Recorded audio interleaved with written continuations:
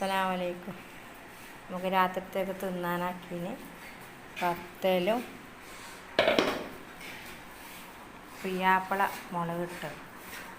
നമ്മളെ കണ്ണൂർ പിയാപ്പള എന്നാണ് പറയൽ. നിങ്ങളുടെ നാട്ടിൽ എന്താ പറയുന്നത് എനിക്കറിയില്ല. നമ്മളെ കണ്ണൂർക്കാർക്ക് പുതിയാപ്പള മീൻ എന്നാണ് പറയുക. പുതിയാപ്പള മീൻ മുളകിട്ടതും പൊരിച്ചതും പത്തൽ. നമ്മളെ മോന് തിന്നാൻ കൊടുക്കട്ടെ.